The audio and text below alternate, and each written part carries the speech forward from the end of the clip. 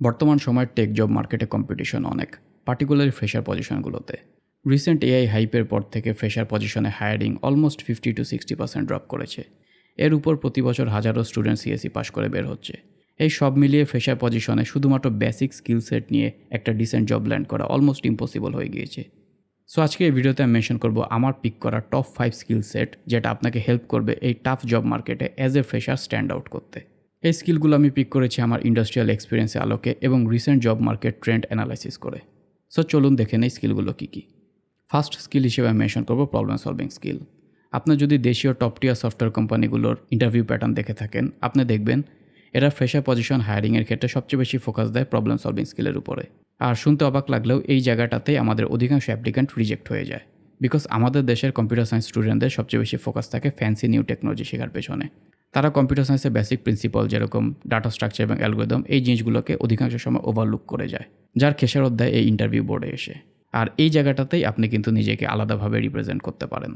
আপনার problem solving skill যদি ভালো হয়, ডাটা স্ট্রাকচার এবং অ্যালগরিদম উপর যদি আপনার ভালো নলেজ থাকে, আপনি কিন্তু এই জায়গায় ইজিলি বাকি ক্যান্ডিডেটদেরকে বিট করতে পারবেন। So please focus on your problem solving skill.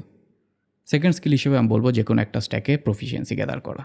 একটা সময় ছিল, পার্টিকুলারলি 2019 থেকে 2022-এর মধ্যবর্তী টাইমটাতে, যখন ফ্রেশার পজিশনে জব ল্যান্ড করা অনেক ইজি ছিল। একটা ক্যান্ডিডেটের মোটামুটি প্রবলেম সলভিং স্কিল যদি ভালো থাকে এবং একটা ডিসেন্ট কমিউনিকেশন স্কিল যদি থাকে, তাহলে সে ইজিলি ভালো একটা জব ল্যান্ড করতে পারত।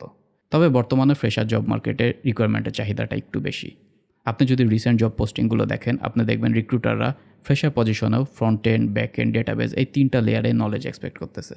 যে কারণে আমি বলবো আপনি ইউনিভার্সিটিতে থাকাকালীন সময়ে আপনার উচিত যে কোনো একটা স্ট্যাকে এন্ড টু এন্ড প্রজেক্ট করার প্রফিসিয়েন্সি গ্যাদার করা, যাতে করে আপনার ছোট এবং মাঝারি সাইজের প্রজেক্টগুলো উইদাউট এনি হেল্প নিজে থেকেই করতে পারেন। আর এই স্কিলটাকে বেসিক স্কিল হিসেবে শোনালেও অধিকাংশ ক্যান্ডিডেটের কিন্তু এই স্কিলটা থাকে না। সো যে কোনো একটা স্ট্যাকে প্রফিসিয়েন্সি থাকা কিন্তু ফ্রেশার হিসেবে highly appreciable skill. Third skill হিসেবে আমি মেনশন করবো এসকিউএল প্রফিসিয়েন্সিকে। প্রবলেম সলভিং স্কিলের মতোই অধিকাংশ অ্যাপ্লিকেন্টের এই জায়গাটাতে একটা বড় ল্যাকিংস থাকে। আমি এমন অনেক ক্যান্ডিডেট দেখেছি যারা প্রবলেম সলভিংয়ে বেশ ভালো এবং সিভিতে বেশ ভালো প্রজেক্ট অ্যাড করেছে, কিন্তু ইন্টারভিউ বোর্ডে এসকিউএল কোয়েরি লিখতে দিলে তারা থতমত খেয়ে যায়। ছোট থেকে মাঝারি সাইজের এসকিউএল কোয়েরিও তারা লিখতে পারে না। সো এটাও কিন্তু আরেকটা ভালো ইমপ্রুভমেন্ট এরিয়া। আপনি যদি ইন্টারভিউ বোর্ডে ডিসেন্ট এসকিউএল প্রফিসিয়েন্সি শো করতে পারেন, ইন্টারভিউয়ার মনে কিন্তু আপনি বেশ ভালো ইমপ্রেশন ক্রিয়েট করতে পারবেন। আমি পার্টিকুলারলি এসকিউএল কোয়েরির কথা বলছি, নো এসকিউএল বলতেছি না, কারণ বাংলাদেশের প্রেক্ষাপটে ইন্টারভিউগুলোতে সাধারণত এসকিউএল কোয়েরি লিখতে দেওয়া হয়। ফোর্থ স্কিল হিসেবে মেনশন করব ডকার। একটা সময় ছিল ডকারকে যখন আমি নাইস টু হ্যাভ স্কিল হিসেবে আইডেন্টিফাই করতাম, তবে এখন আমি এটাকে ম্যান্ডেটরি স্কিল লিস্টে ফেলবো, বিকজ আমি খুব কম টিম দেখেছি যেখানে ডকার এখন ইউজ হয় না। আর অধিকাংশ সময় রিক্রুটাররা ফ্রেশার পজিশনেও ডকার স্কিল খুঁজে থাকে। সো একজন ফ্রেশার হিসেবে আপনি যদি নিজের স্কিল লিস্টে ডকার অ্যাড করতে পারেন, এটা কিন্তু আপনার জন্য একটা অ্যাডেড বেনিফিট হিসেবে কাজ করবে। আর ডকার শিখতে কিন্তু খুব একটা টাইম লাগে না, প্রায় 1 থেকে 1.5 মাস ব্যয় করলেই কিন্তু আপনার ডকারে বেশ ভালো প্রফিসিয়েন্সি গ্যাদার করতে পারবেন। খুব কম স্কিলই রয়েছে যেখানে আপনি এত কম সময় ব্যয় করে ভালো একটা প্রফিসিয়েন্সি গ্যাদার করতে পারবেন। সো ডকারকে আমি রাখবো আমার 4 নাম্বার স্কিলে। ফিফথ স্কিল হিসেবে আমি মেনশন করব সিস্টেম ডিজাইনের বেসিক নলেজকে।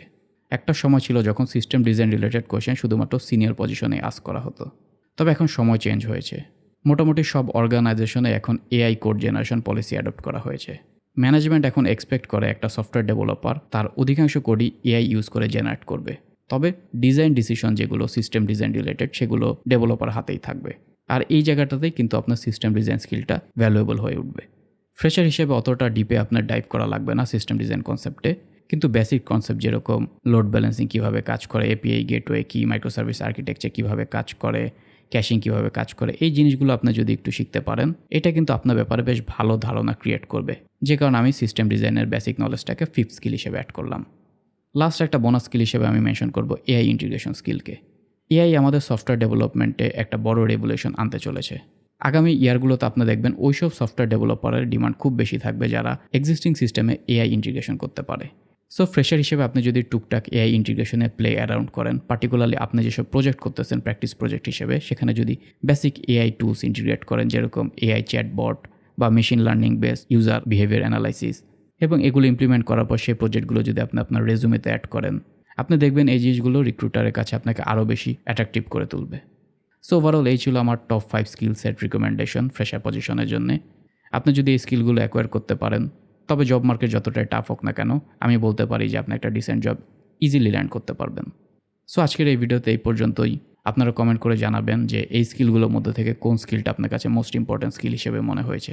আর এছাড়াও যদি অন্য কোনো ব্যাপারে ফিডব্যাক থাকে সেটাও আপনি জানাতে পারেন। সো হোপফুলি দেখা হবে নেক্সট কোনো ভিডিওতে। বাই।